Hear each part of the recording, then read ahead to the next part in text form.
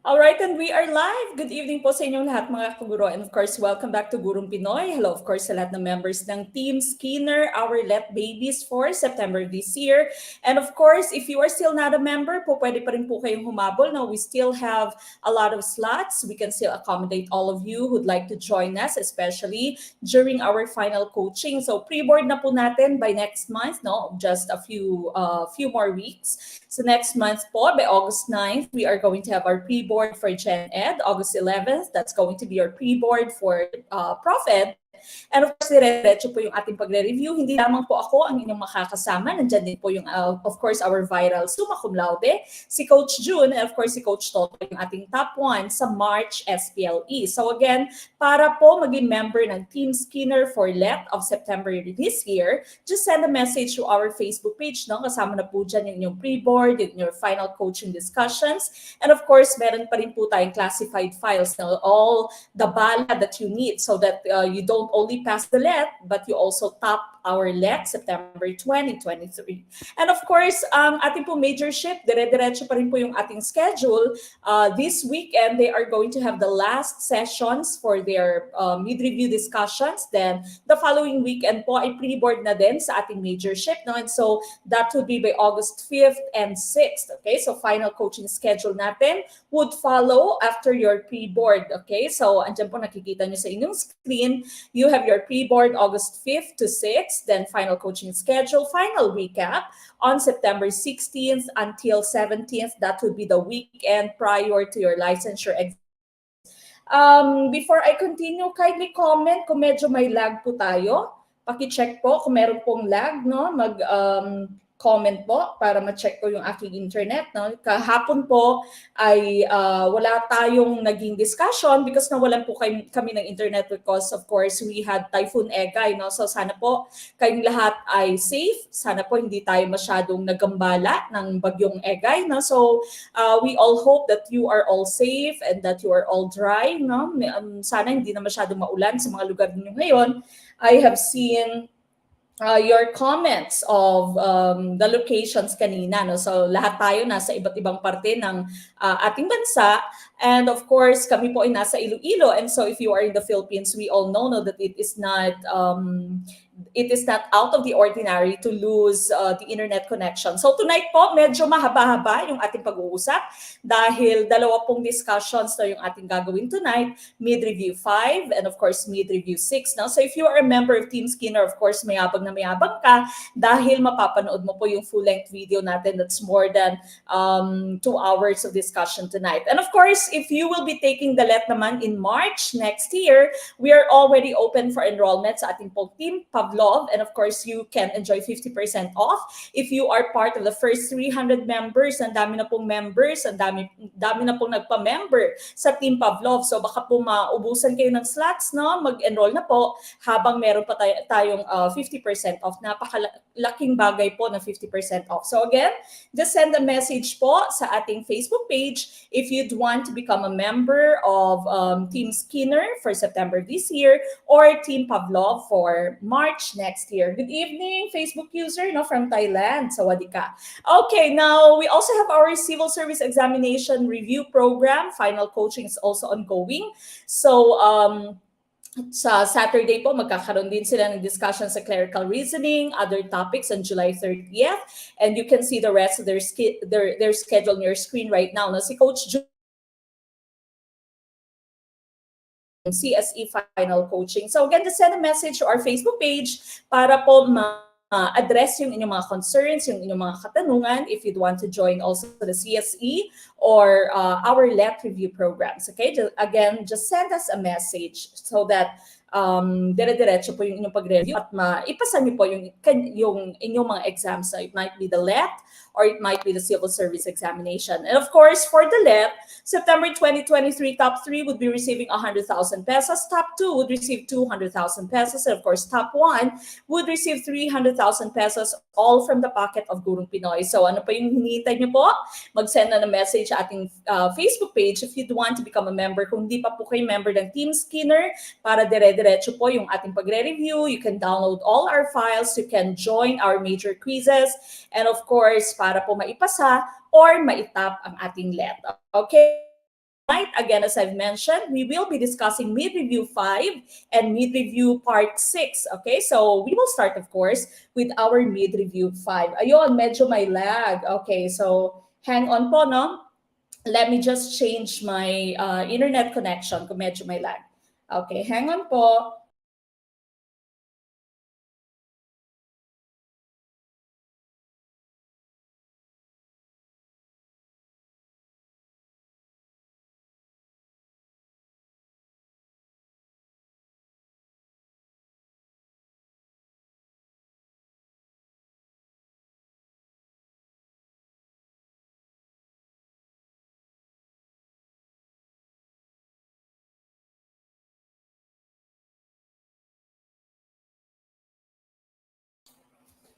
Alright, and we are back now. So sana po dire-diretso na yung ating pagtatalakay, yung ating talakayan tonight. And of course, as I've mentioned, this is going to be more than 2 hours of discussion because we are going to have two topics tonight. No? So mid-review part 5 and mid-review part 6. Since we did not have our class, our mid-review discussion last night, but of course, hindi po natin sinayang yung panahon kagabi dahil nagkaroon po tayo ng ating real live. No? It might have been a real live, but all of those items you still might find in your upcoming licensure exam for teachers. Okay, we start. Shall we start? No, of course, prior to our discussion, just like every night that we have our discussion, now we are all going to start with our opening prayer. So samahan niyo po ako mga kaguro.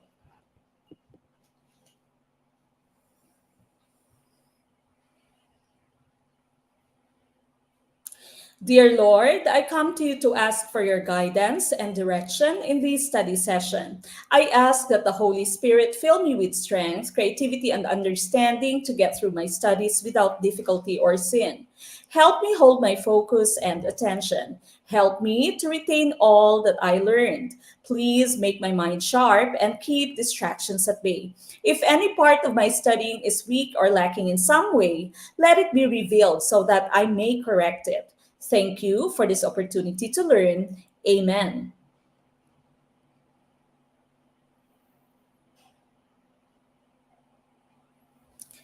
All right, now once again, we will start with our mid-review discussion part 5. Kindly like, love na po, and share our video. Very important that you are sharing your video or our video. You may start a watch party. Of course, you can tag your friends. And of course, you can also show your support by sending us stars on Facebook and super chat, super stickers naman po sa ating YouTube channel. Sir Ernest Balot Ibanez. Good evening, Coach Mek, ang mga kapwa ko magiging passers this December reviewing from Thailand. Sana po ay nakikita nyo ang comments ko. Nakikita ko naman po. Okay, good evening po, Sir Ernest. At sana po magkita tayo no, sa October. Andyan po kami sa Thailand. Okay, so kita-kits po tayo dyan.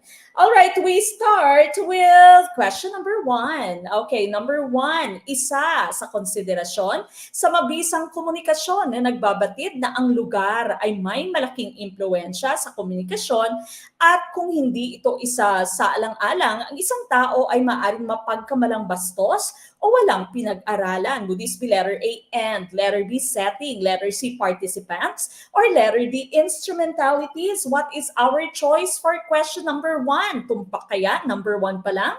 Or ligwalkers na kaya? Number 1 pa lang? Of course, these are all part of our mid-review. No? Mid-review na po tayo, deepening na sa parte ng ating Team Skinner. Medyo pa-mastery na, no? Kaya yabang-yabang na ng ating mga members sa Team Skinner. So, kung kayo po ay medyo nahihirap, kung kayo po ay medyo hindi pa sigurado sa inyong mga sagot, magpa-member po kayo sa Team Skinner. Sigurado po akong mamamaster nyo no, lahat ng ating items dito. All these, of course, are part of our new curriculum. So lahat po ito ay inisa-isa natin per subject nating i-discuss. And of course, samut-sari na yung naging parte ng kanilang mid-review for the Gen Ed at ganoon din po for your Prof Ed. No? So masasabi kong nasa 80% na yung kahandaan ng ating Team Skinner. No? So sana po huwag kayong magpaiwan, mag-send na po ng message sa ating Facebook page. Alright, letter B, ang aking nakikitang choice. Okay, so sabi dito, no, Okay, si Sir Ernest may tatlong mali daw. Okay, so komunikasyon, no, sabi sa sa komunikasyon, dapat pong isinasaalang-alang ang lugar dahil kung hindi po ito natin binibigyan pansin, maaaring mapagkamalang bastos ka or walang pinag-aralan. And so the place where you are talking is a very big factor, no, in communication. And so dapat nababagay sa lugar ang inyong pakikisalamuha, ang inyong pakikipag-usap, di ba? So dapat hindi ka bastos kung hindi kailangan brusko yung inyong pag-uusap, titingnan mo muna, no, kung nasa lugar ka. Alright? So kung nasa church ka, hindi po pwedeng you are boisterous, no? Hindi po pwedeng masyadong malakas sa boses mo or bawal nga makipagchismisan sa church, no? And so the correct choice here, of course, would be letter B. It's the setting. Okay? So setting po, ang tumpak na choice, magdiwang. Ang mga nakakuha ng tumpak na choice ng letter B. Ma'am Crystal Claire, again, mag-send lamang po na message dito po sa ating Facebook page para po makapagpa-member kayo. Alright, now, ano pa nga ba yung ibang mga konsiderasyon natin? No? Ito po ay galing sa ating Facebook page kanina. And of course, sa Facebook po, sa ating pong Facebook page, I am posting some graphics that would help you understand, no, para po mas madali nyo maunawaan, mas madali nyo makita ang buod ng isang konsepto. Kasi po nahihirapan din ako kapag nagdi-discuss ako, wala ako nakikitang graphics na buo, no? So, mas mahirap kapag words lang yung inyong nakikita. And so, I try my best to give you the different graphics. And so, very important that you take a look at these graphics, pag-aralan po, at put them into heart, no? So kabisaduhin po yung mga graphics na ating nilalagay dyan para mas madali ang pagkakaintindi natin sa iba't ibang konsepto. Okay, so here, ang mga konsiderasyon para sa mabisang komunikasyon, you have the acronym speaking. Okay? So ano-ano nga ba yung mga dapat mong i-considera? Setting, no, lugar kung saan nangyayari yung pag-uusap. Ito po kanina yung ating choice. Participant, sino-sino ba yung mga nag-uusap? Ito ba ay usapan sa pagitan ng magjowa? Ito ba ay usapan sa pagitan ng mag-ama? Sa pagitan ng mag-boss, di ba? So iba yung daloy ng pag-uusap depende sa kung sino yung tauhan. What is the ends or what are the ends? Now, when you say ends, ito yung goal ng inyong pag-uusap or layo ng inyong pag-uusap. Kayo bang dalawang magkasintahan or magjowa ay nag-uusap ngayon para ma-solve ninyo, no, ang inyong relasyon or maisalba ninyo ang inyong relasyon or endgame na ba, no? So, ano ba yung layon? Ano ba yung goal ng usapang ito? Magbe-break na ba kayo? Magko-cool off ba? Or magkakabalikan pa? No? So, sana all nagkakabalikan. Act sequence for letter A, no? Ano yung takbo ng usapan? Sino yung nag-o-open up? Ano yung kanyang tugon? Ano yung kanyang reply? Maayos ba yung inyong usapan? May pasigaw ba? May padamdam, no? Or okay ba? Malumanay ba yung pagsasalita ninyo? Keys naman, ang estilo ng pag-uusap para din siyang act sequence at naayon din siya sa mga participants. So anong estilo ng inyong pag-uusap? Formal ba o hindi? Okay, so nagbibiruan ba kayo? May mga slang ba kayong ginagamit? May mga balbal ba na inyong ginagamit? Or masyado bang formal ang inyong pag-uusap? Of course, if you are applying for a job, for example, iba ang estilo ng inyong pag-uusap kaysa sa pag-uusap mo with a friend, di ba? So, yan po yung keys. And of course, bahagi din siya ng inyong konsiderasyon. Next one, instrumentalities. Pasalita ba yung inyong komunikasyon or pasulat ba? Through chat ba? Through email? Through Zoom? Okay? Whatever instrumentalities or media ang inyong ginamit. Norms, ano yung paksa ng inyong pinag-uusapan, okay? Is it something serious or ito ba ay wala lang, no? So out of fun lang, kung anik lang yung inyong pinag-uusapan, nagmamarites ba kayo tungkol sa inyong kapitbahay or sa inyong friend, no? Absent, no? Yun nga yung sabi nila, kapag may lakad yung tropa, wag po kayong liliban, wag po kayong absent kasi sigurado po kayo yung magiging norms, no? Kayo yung magiging paksa ng usapan. And lastly, you have the genre. Okay? So genre, you pronounce this as genre, hindi po genre. Okay? So genre, uri ng pagpapahayag. Ito ba ay gumagamit ng paglalarawan or ito ba ay descriptive? Ito ba ay nag-e-explain or nanghihikayat, no? So genre po yan, uri ng pagpapahayag. And so these are the different considerations, no? So that you can have effective communication, you have to consider all these parts, okay? But of course, for number 1, letter B, no? Letter B po, setting, ang ating tumpak na choice. Good evening, good evening. How to join? Ma'am Princess Joy de la Cruz. Mag-send lamang po sa ating Facebook page, no? Dito po ng inyong message. Mamsa MB from the United States of America. Hello po, good evening. Good morning yata sa kanila. All right, we go to number 2, your favorite, math. Okay, number 2, if a die is rolled, what is the probability of getting a number divisible by 2? Is it letter A, 1, letter B, 1/3, letter C, 1/2, or letter D, 1/6? What is our choice for question number 2? Good evening. Please keep your answers coming. Good evening po sa inyong lahat. Sana po hindi na masyadong maulan sa inyong lugar, no? From Zamboanga, Sibugay, Ma'am Jess RP or Sir Jess RP. Good evening po. Malakas din ang ulan sa Agusan del Sur. That's coming from Ma'am Evangeline Patatag, Katakutan. Good evening po. From Jensen, Sir J. Matango. From Navotas, si Ma'am Alexandra Elise Senson. Good evening po. Okay, what is our choice for question number 2? I see a lot of letter C's. Sa question number 2, letter C. Sabi ni Ma'am Lalaine Galindo, what favorite? Hindi daw niya favorite yung math. Okay, so wow, napaka-confident. Ang yabang, letter C, sure na sure. Okay, so here, sabi na number 2 mo na, we are talking about probability. Okay, so probability po ito. Sir Buds Escalante, good evening po. Okay, now, whenever you have a probability problem, you have to remember that your formula is the number of favorable outcomes. Ito po yung ating hinahanap, divided by the number of the total possible outcomes, na lahat ng outcomes, lahat ng pwedeng resulta. Okay, so number of favorable outcomes divided by all the other outcomes, no, possible outcomes. So here, yung ating pong favorable outcome is to get a number divisible by 2. Ito po yung ating hinahanap, di ba? To get a number divisible by 2.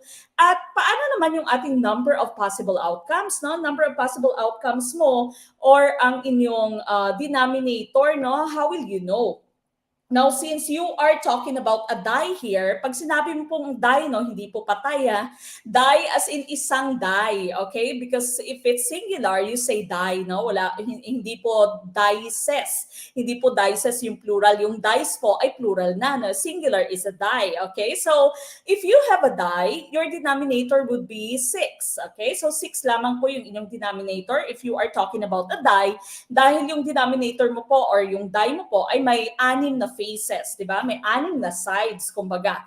Okay, so 6 yung inyong magiging denominator. If you are talking about a pair of dice, dalawang dice, no? A pair of dice, that would be 6 times 6, and so your denominator would be 36. Okay, so kung ang problem po would state that a pair of dice ang inyong gagamitin, your denominator there would be 36. Now, if the problem states a deck of cards, okay, deck of cards, your denominator will be 52, di ba? So total number of cards in a deck, that will be 52. Dito may edge yung mga mahilig magtong-its, di ba? Kaway-kaway sa mga nagtutong-its dyan.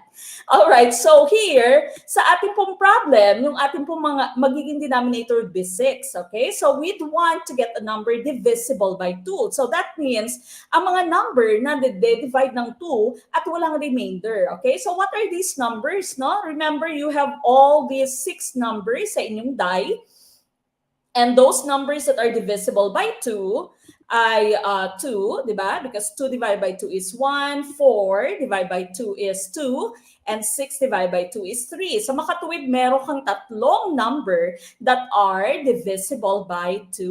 Okay, so that would be 3, 3 would be your numerator, that would be your favorable outcomes, divided by the number of possible outcomes, that would be 6, di ba? Dahil we are talking about the die, 6 po ang number of possible outcomes niya, 3 over 6, or that would be 1/2. So letter C, 1/2 ang ating pong tumpak na choice. Now in math, kailangan nyo pong i-simplify lagi, di ba? So write it in its simplest term, okay? So kapag ka meron kang ano nga tawag doon, yung fraction na yung numerator ay mas malaki kaysa sa denominator, you have to write it in the mixed number form. Okay? So, hindi po pwedeng hindi mo sinimplify, no? So, 1/2 po ang ating magiging choice dito. Kapag ka may 3/6 po sa ating choices, ligwak po ang 3/6. Okay? Because your choice, the final answer would be 1/2. Okay? So, sana po naintindihan. Letter C po ang ating tumpak na choice. All right, we move on with number 3. This scientist is known for fieldwork to build sanctuaries and promote biodiversity in the aquatic system of the Philippines. Letter A, Fidel Mundo. Letter B, Angel Alcala. Letter C, Ramon Barba. Or letter D, Agapito Flores. Who is our choice? Number 3. Hi ma'am, pabate mula dito sa Pasig. Isang karangalan pong makinig sa isang magaling na coach po. Maraming salamat, Sir Bren Calano. Good evening po. Sana po walang baha sa inyo, no? Bahain pa naman yung Pasig. Okay, number 3, letter B. Good evening po sa lahat ng ating mga team newbies. Hello, welcome po, welcome po dito sa Gurong Pinoy. Okay, kinagagalak ko po yung inyong pag-join. And of course, consider subscribing sa ating YouTube channel po. Now, yung mga top notchers po natin ay nag-movie marathon sa ating YouTube channel na at least 3 videos kada araw sa ating YouTube channel. Balikan niyo po lahat ng videos natin dyan po sa ating YouTube channel. And of course, if you'd want to become a member, mag-send lamang po na message dito po sa ating Facebook page. Okay, letter B for number 3. Angel Alcala.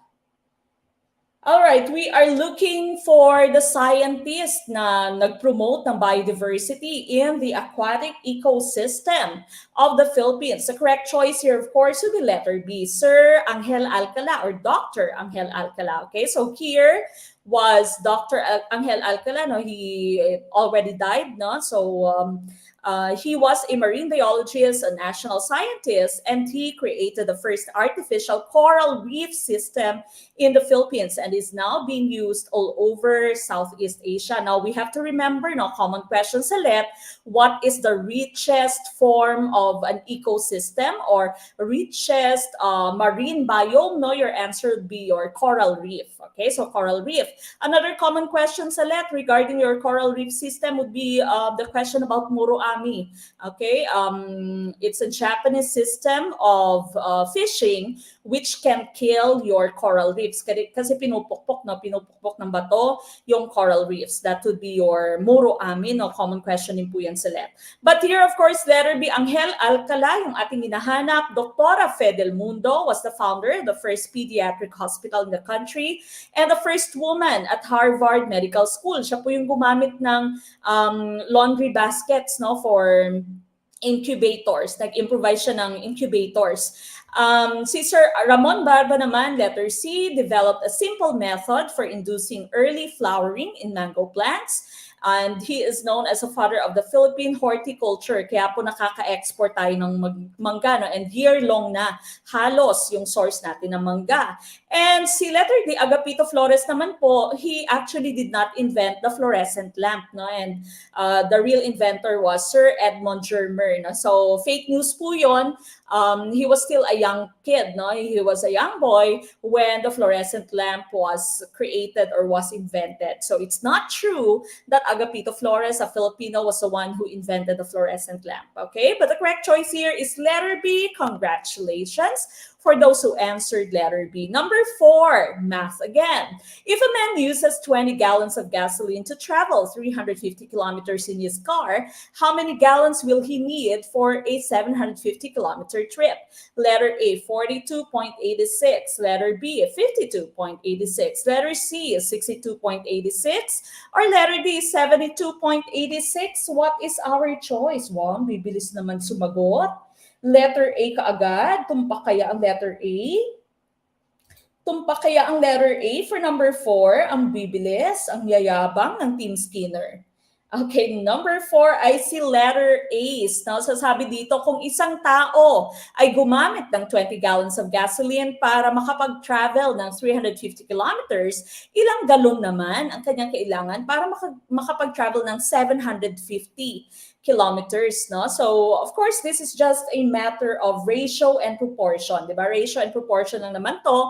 You have 20 gallons is to 350 kilometers. We are looking for that X number of gallons for 750 kilometers. And of course, in your proportion, or in your ratio and proportion, you know that the products of your extreme should be equal to the products of your means, no? So what you'll do is you simply multiply itong nasa outside, no, outside terms mo, your extremes. Then of course you need to divide that by the given number dito po sa inyong means para makuha itong x, no? Ayan na naman si x.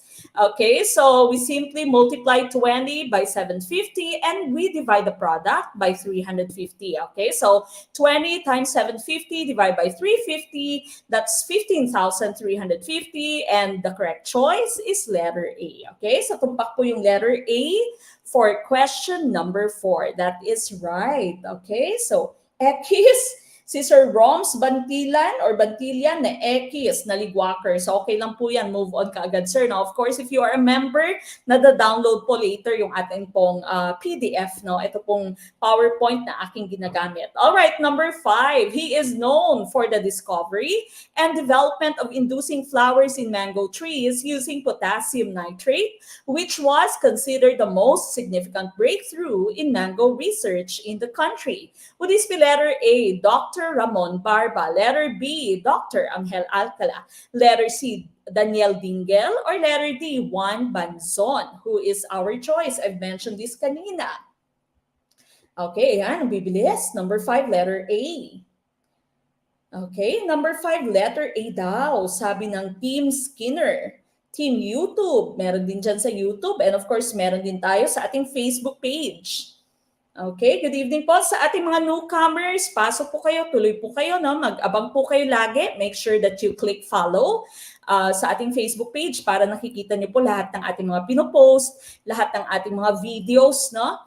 And of course, sa ating YouTube channel, there's so many videos there. So mag-subscribe din po kayo sa ating YouTube channel. Wow, Facebook user, wala pang mali. Sir Omar, hello po, good evening. Nakaka-inspire po kayo. Kayo din po, Sir Omar, okay? Basta hardworking and someone who is striving, no, to change his or her life. That person, of course, is an inspiring person. Sir John Miller Danga, hello po, good evening. Okay, the correct choice here, of course, we have just mentioned this 2 items ago. The correct choice is letter A, Dr. Ramon Barba.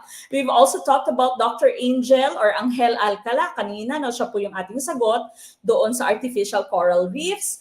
And so we are left with C and D. Si Daniel Dingel po was a Filipino engineer who claimed to have invented a hydrogen reactor that could power a water-fueled car. No? So gumamit po siya ng tubig para paandarin ang kotse. Okay, so that's Daniel Dingel, choice C. And si Juan Banzo naman was for alternative fuels. No? He used ethyl ester biofuels from sugarcane and coconuts and developed new methods for extracting oil from coconuts using chemicals. Okay, so fuels naman po si Juan Banzon. But we are looking, of course, for letter A, Dr. Ramon Barba. We go to number 6. It is a tendency of the will towards something attainable, but without necessarily committing oneself to attain it. Would this be letter A, wish, letter B, consent, letter C, intention, or letter D, fruition? What is our choice? Number 6, I recommend Gurong Pinoy sa lahat ng kakilala ko, Ma'am Mek, and after seeing your videos, ma'am, they're amazed how you explain the concept in a simple way. Maraming salamat, Sir Omar. Maraming salamat po for recommending Gurong Pinoy. Sir Abdulahib Inju, kindly send a message po dito sa ating Facebook page.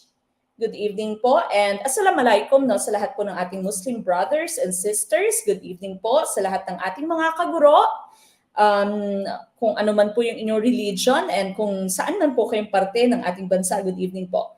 Good evening, Mamek, watching from Anilao, Iloilo, Team Brunner, and March 2023 Let Passer. Maraming salamat, Gurong Pinoy. Hi, Sir Renel Datuon. Magka-hometown po kayo ng aking husband. Sir Ram is from Anilao. Good evening po. Hello po sa Anilao. Sana po hindi kayo binabaha ngayon. Okay, letter C for number 6. Okay, number 6, letter C nga ba? Ang ating tumpak na choice, intention. Sabi dito, tendency of the will towards something attainable. Mukhang attainable naman, mukhang masusungkit mo naman, pero hindi necessarily na committed ka para ma-attain it, no? Meron ka lamang kagustuhan, pero hindi ka committed, no? Hindi ka necessarily committed sa inyong kagustuhang ma-attain ito. And the correct choice here, of course, would be letter C, intention, no? This is just intention. Intention po, yung ating hinahanap.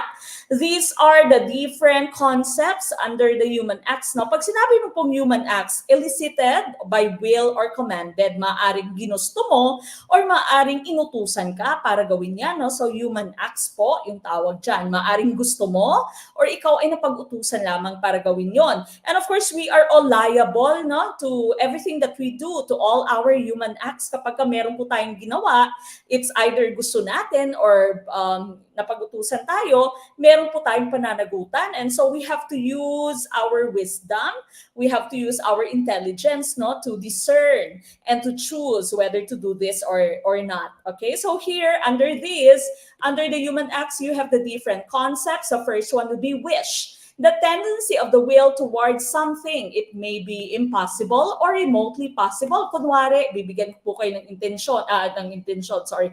example. Gusto mong maging LPT. Gusto mong makapasa sa LET, no? Gusto mo pong makapasa sa LET. And so, ayan, meron kang wish. Okay, it is your wish to become a licensed professional teacher. The tendency of your will towards something, it might be something impossible or it might be remotely possible. No? Merong possibility or po pwede namang imposible. That's your wish. Kaya siya tinawag na wish. Now, intention. Ito po yung ating hinahanap. Tendency towards something attainable but not necessarily committing to attain it. Now, gusto mong maging LPT, gusto mong maging licensed professional teacher, pero hindi ka nagre-review, okay? So, you are not really committing to it. You only have an intention, but you are not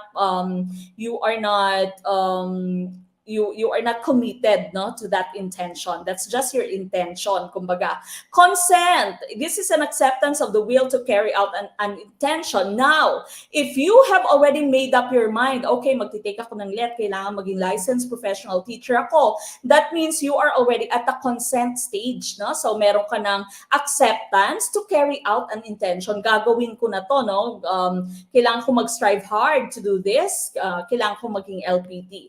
Now, election naman po is selection of the will of the means to carry out an intention. Meron kang iba't ibang pamamaraan para maging LPT. Isipin mo, siguro mag-e-enroll ako sa face-to-face na review center. Siguro kailangan kong kumuha ng refresher course, no? Or, ito nakita ko yung Gurong Pinoy, ang galing ng Gurong Pinoy. And so dito ako mag-e-enroll, okay? You have several options, but you selected Gurong Pinoy, for example, na when you select your means or your way to carry out your intention, that will be election. Okay, so election stage na po yan, no? Once you have selected the way for you to reach your intention. Now, use. Ang use naman po is command of the will to use the elected means. You are now fully committed. Okay? So, committed ka na. Ginagamit mo na, no, yung inyong pamamaraan para po maging licensed professional teacher. Hindi ka lumiliban sa ating klase. Every time that we have our live stream and every time that we have our quizzes, you are here. You are answering, no, to the best of your ability. You are aiming for that 60% sa ating quizzes para mapasali ka sa list of passers, no, dito sa Gurong Pinoy. And of course, fruition, this is the enjoyment of the will for attaining that it desired. No? So ito na yung nararamdaman or ito na yung stage ng ating mga naging LPTs na yung mga kaka-oath po lamang, no? Naging LPTs na po sila. That's already fruition. Okay? So wish, tendency lamang, it might be impossible or it might be slightly possible. Intention, okay, papunta ka na doon, gusto mo, pero you are still not fully committed. No? Consent, okay, nag-commit ka na, no? So now, I am going to accept that I should carry out an intention. Gagawin ko to. Election, you select the method for you to reach your intention. Use, you are fully committed to it, okay? Command of the will to use the elected means, and fruition, this is already success, okay? You're already enjoying what you have attained, okay? So intention po yung ating hinahanap for number 6. We go to number 7. Ayan, math na naman. How much greater is the sum of the first 100 counting numbers than the sum of the first 50 counting numbers? Letter A, 110. Letter B, 3,775. Letter C, 3,177. Or letter D, 1,200. Okay, what is our choice? Number 113. Ma'am Olivera Bibilea, Makasait Belison, Teacher Mac, thank you po. Let passer last March. Dami ko pong natutunan sa inyo. Congratulations po. Maraming salamat. Okay. All right, number 7, I see a lot of letter B's. Tumpa kaya ang letter B?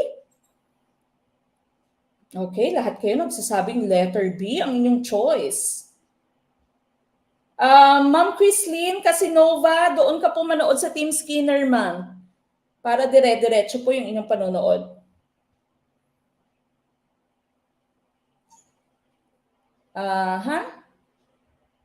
Ayan, sabi ni Sir Carlos Christopher Sibong, 60% yung passing sa quizzes, pero yung lahat ng mga nasa top-notcher list, 100%.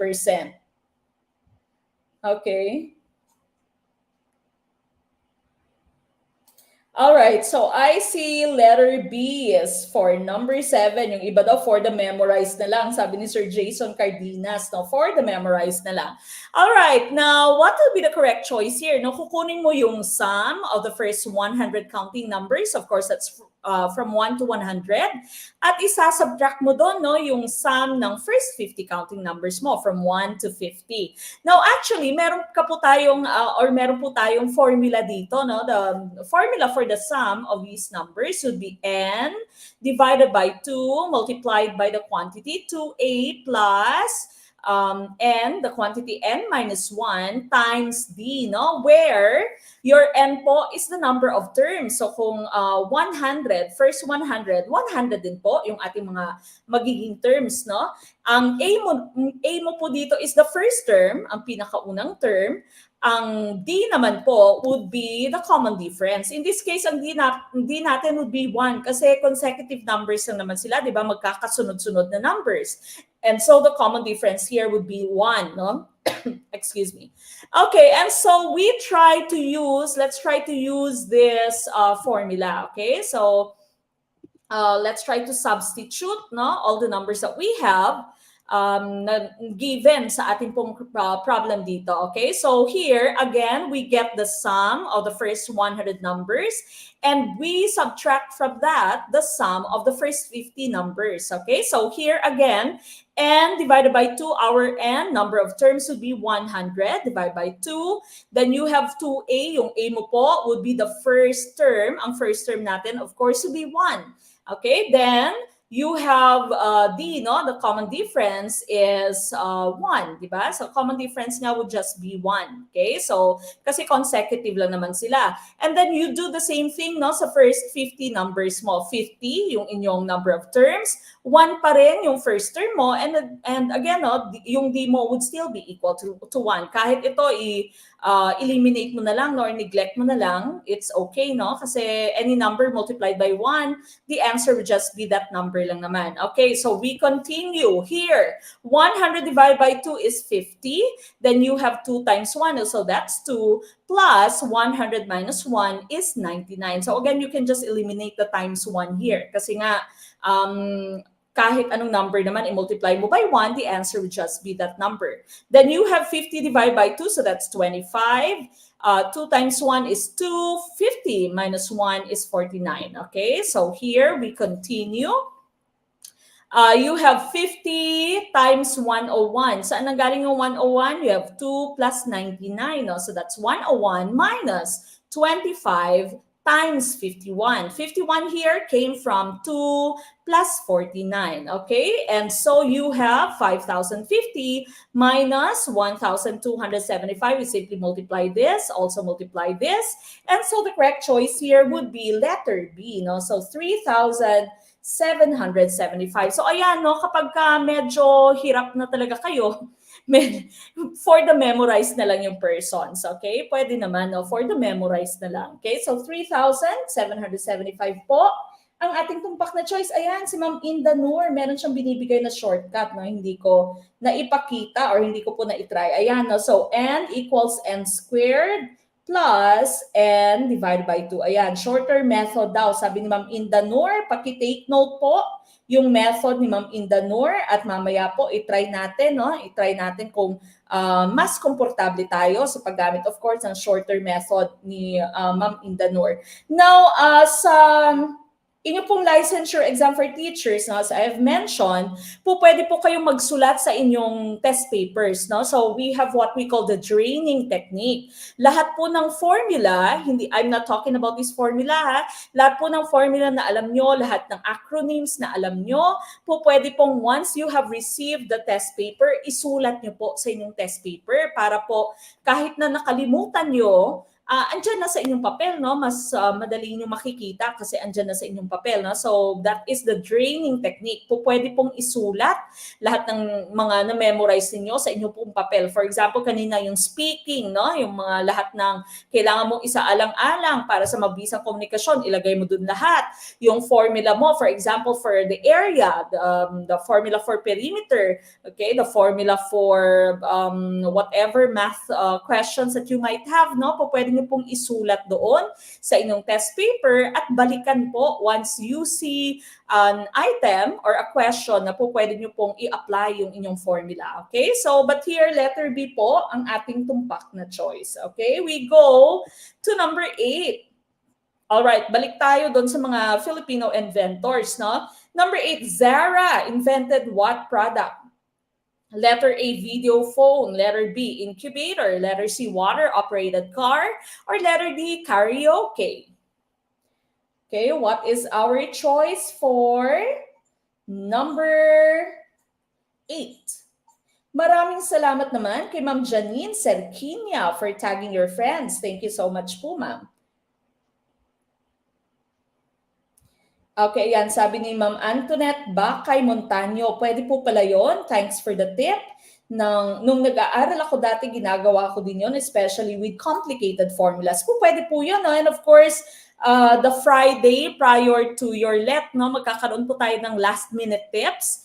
And so abangan niyo po yung ating video, no? Iisa-isahin po doon. Ano ba yung mga dadalhin nyo on the day of your exam? How should you answer your test, no? Ano yung mga uunahin mo? How would you shade? Okay? So yan po lahat ay ating pag-uusapan sa last minute tips po natin. Ayan, sabi ni Ma'am Evangeline Katakutan, thank you po sa tip niyo, Coach. Mas nakakatulong po talaga sa amin kung nasusulat namin yung mga important details. First time ko po mag-exam, akala ko po di pwedeng magsulat sa questionnaire. Pwede pong sulatan yung questionnaire, ma'am. Okay, so, di ba, mini-mention din lagi ito ni Coach Ju, no? Mag-circle, mag-underline, pwede pong gawin doon. Thank you, Guru Pinoy. Last March 2023, licensed professional teacher na po, si Ma'am J.M. Avila. First and last take. Thank you, Teacher Mac. God bless. Proud Team Bruner here. Good evening po, and of course, congratulations.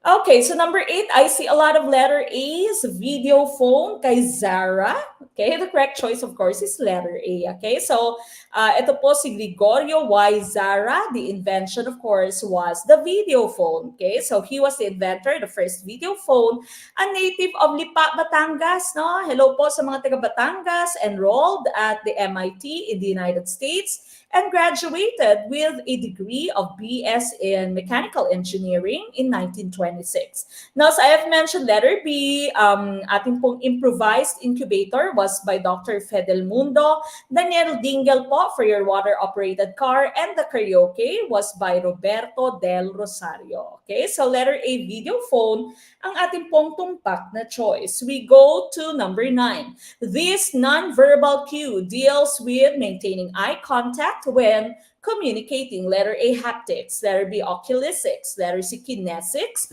Or letter D, chronemics. Okay? What is our choice?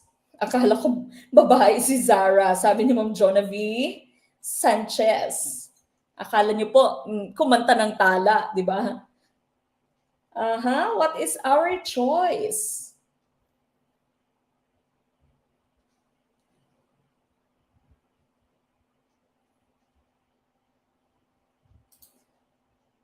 All right, number 9, I see letter B is sure na sure, si Ma'am Arlene. Ma'am Aryan pala, sorry po. Ma'am Aryan Maribaldos. Sure ako, number 9B. Hello po, good evening from Agusan del Sur, Ma'am J.Ann Gonzalez Bahan. Good evening po. Facebook user na iiyak sa dami ng ligwak. Siguro po newcomer kayo, no? Newbie po kayo. Okay lang po, meron pa po tayong time. Habol po tayo, no? So balikan po lahat ng ating videos na nandyan sa Team Skinner. All right, so number 9, this non-verbal, no? So this is part of your non-verbal communication, yung walang gamit ng words, di ba? This deals with maintaining eye contact. Nakuha ka sa mata, no? Sa titig, titig to titig. And the correct choice here, of course, would be letter B, oculesics, no? So oculesics, ocular, no? Ayun, may nakita ako kanina. Ocular, no? Ocular inspection, di ba? When you say ocular, it talks about your eyes. Okay? So oculesics po ang ating hinahanap. Haptics is haplos, di ba? Haplos ng pagmamahal, may haplos na may mali siya, may haplos na friend zone. Okay? So haptics is haplos. Paggamit ng haplos to communicate. Sana all may humahaplos, di ba? Kinesics naman po is body movements. Okay? So body movements, gestures, those will be part of your kinesics, no? As in kinesthetic, di ba? Chronemics, as in your chronological order, this talks about how you use time. Okay, so if you come on time or if you come late to a date, that speaks a lot, di ba? So merong meaning. Kung ikaw ay 30 minutes late or di naman kaya ikaw ay ng Indian, hindi talaga dumating, no? So ibig sabihin nun ay hindi ako interesado, no? Kapag ka ikaw naman ay early, and that means, may ibig sabihin, no, siya ay interesado sa akin. Okay, so that one is chronemics. But here we were looking for letter B po, oculesics, ang ating tumpak na choice. Okay, wow, doon ako sa haplos na may mali siya, Ma'am Madel Carillas. Okay, number 10, madalas nating nakikita sa social media ang rants o hinaing ng mga mamamayan sa malamyang pamamalakad ng kasalukuyang pamahalaan. Ang diskurso ng linguistic landscape, ito. Letter A, diskursong top-down. Letter B, diskursong bottom-up. Letter C, diskursong interaksyonal. Or letter D, diskursong direct.